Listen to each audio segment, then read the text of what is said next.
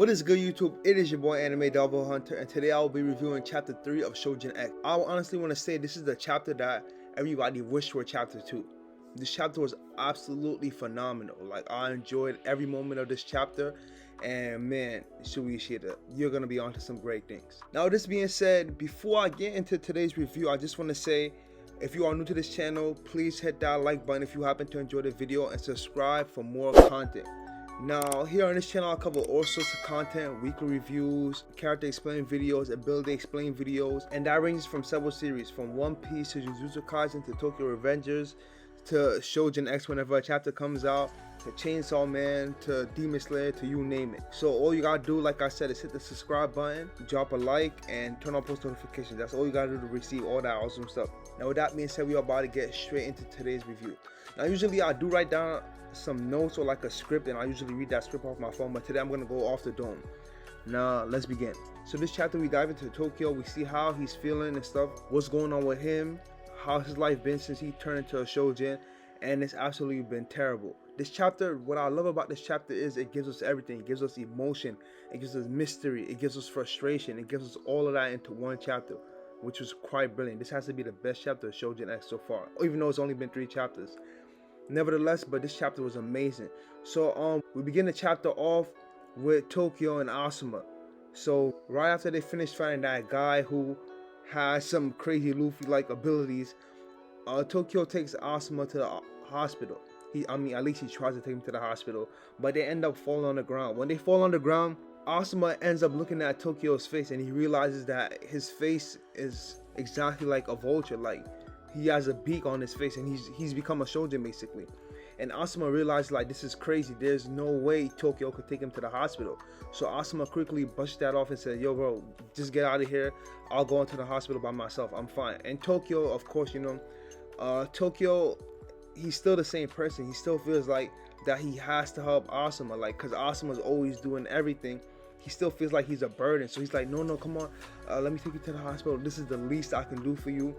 And Asuma's like, listen man, like, bro, you can't go anywhere looking like this. Like, what do you think people are gonna think of you? Imagine if, like, the government gets a hold of you or something. They're gonna do a whole bunch of tests on you and whatnot. And then Tokyo realized, like, he's become a Choujin. So Asuma tells him that he needs to find a way to quickly turn back to human, or he can't go back to living his old life. So Tokyo is panicking. So Tokyo ends up going home. As you guys saw in the end of last chapter, I believe he went to the shower trying to, I don't know, hopefully, I don't know what he expect a shower was gonna do to him. It's not like it was gonna wash away his beak or something.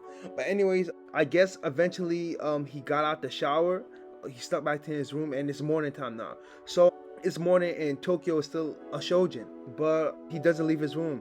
As his sister gets ready to head for work, she wishes him an awesome day. She tells him not to be late, and she makes him breakfast. So Tokyo waits until everybody leaves, and he goes to eat breakfast. And he literally has to lift up his, that was kind of funny, a wholesome moment. He has to literally lift up his beak in order to put food inside his mouth. And it took him about, like, what, 30 minutes, correct me if I'm wrong in the conversation, to finish eating pancakes. So he can't go living like this, especially if this is gonna blow his cover. And it appears, even in his Choujin form, he still keeps the same characteristics as he did as a normal human being. Like, he still gets angry at his sister and stuff. He still gets hungry and stuff. Moving on, Tokyo gets a call from the school, and it appears that his teacher calls to let his family know he's absent, and they want to know what's going on. And Tokyo ends up telling them, he comes up with an excuse. He says that he has a fever over 100 degrees, and I guess they buy, which gives him some time to turn back into human form. I feel like he's gonna get it down, and he's gonna find a way to be able to return to his human form. I don't think he's gonna remain a Choujin for like the rest of this. But there is some stuff I'm gonna get into once we get to that point in the chapter, but for now I just want to continue going on. So blah blah blah, Tokyo, he's getting frustrated and stuff. Like, he's trying to think, like, what can he do, and he realizes, because Asuma's just usually the one that fixes everything, he thinks to himself that maybe Asuma might know what to do. I don't know if it's Asuma, correct me in the comment section, I keep fucking it up. Like, he thinks to himself, okay, he usually knows what to do, so he might be able to fix everything. So Tokyo waits until night. He thinks to himself that, okay, he actually texts Asuma ahead. He thinks to himself, okay, if Asuma doesn't respond to the text by nighttime, I'm gonna go to his house. Maybe he might turn into a Choujin too. As you guys remember, Asuma also took the syringe So it's a possibility that he might get his powers soon, or he might become a Choujin as well. Just like his abilities probably haven't manifested. He's probably a late bloomer. So yeah, back to that. So Tokyo thinks, okay, if Azuma doesn't give me a text back by nighttime, I'm gonna go to his house to see what's up. Hopefully he's okay. So Tokyo waits until nighttime. his disguise is crazy. Let me not even say disguise, but his cover up is crazy. So he gets ready to leave, but right before he leaves, his sister asks him if he could buy him a drink, and then he asks his dad what he wants at the same time. So Tokyo's going to the store. He's secretly actually going to Azuma's house. But as he gets there, he reaches Azuma's house, and he calls Azuma, and he lets him know that he's outside of his house. He's just there to make sure he's okay and stuff. And Azuma says, yeah, he's fine. He went to the doctor, nothing too crazy. And Tokyo's like, yeah, the same as me, but I'm still the same and stuff. They talk for a while. Tokyo says, I was calling you, like, trying to figure out if you know what to do. And Azuma screams and yells at him and says, for once, can't you think for yourself? And, Tokyo says, yeah, you're right. I'm so pathetic. I was thinking about calling you to see if you could possibly know what to do regarding this situation, but turns out I'm pathetic. And like that part really hurt me, man, because as you guys remember in the first chapter, Tokyo was always bullied by his peers. They will always say he's just like a shadow of Azuma. He's like a leech. He's not his own person. He's just there to like leech off of Azuma. He can't basically do anything by himself. He's like they call him, like they say he's like a vulture and stuff. And it's, Azuma's always the one that corrects him and like what you call it, speaks up for him, defends him, brings him up and stuff. And now at this moment, Tokyo calls him and Azuma just tells him shit up like, yo bro, I can't do nothing for you. But let me not portray Azuma like that, because after Azuma hung up the phone, Azuma says he apologized to Tokyo and it's not his fault either. And you could feel Azuma's frustration as well, because Azuma usually has the answer for everything, but this time he has no clue as to what to do. And I don't blame him. Like, they're middle schoolers. They're just used to like solving small crimes, and like this is completely odd. Like Azuma has no idea on what to do. He's frustrated himself. He doesn't know what to do. And he can't really get mad at Tokyo, because the reason why Tokyo made that rash decision was because he wanted to save Azuma. So this whole situation is just crazy.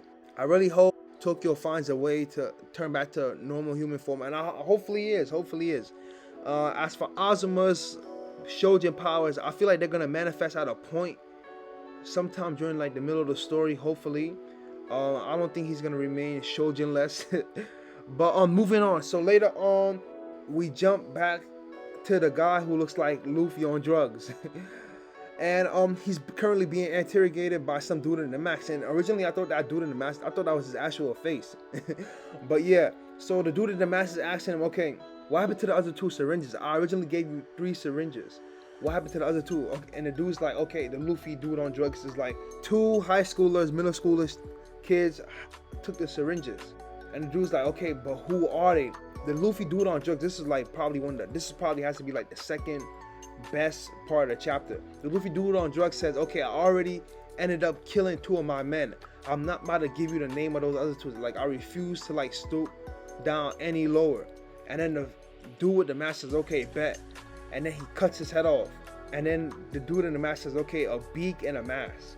Now, I did leave out something real quick. He did say something like, the dude has like a beak, and he did tell him that, but he did not tell him their names. So, shout out to that dude. I respect him for not, folding and stuff like that. He kept it 100. He kept it real, and he wasn't folding. He did die though, but at least he stood 10 toes down. Well, that is it for this chapter. Before I end this video, I feel like Tokyo is going to eventually turn back into human form before he comes into contact with this dude. I feel like he will come into contact with this dude. I feel like this is like, he's obviously our first major antagonist in the story. I definitely see them come into contact very soon. Well, that is it for this video. I know I was all over the place. This is the first video I didn't write a script for. But I just wanted to go natural and see how it went. But I hope you guys enjoyed this video. Drop a like if you did. Hit the subscribe button for more content, more Choujin X videos. It is your boy Anime Double Hunter, and I'll see you in the next one. You guys stay safe. Peace. Until we meet again.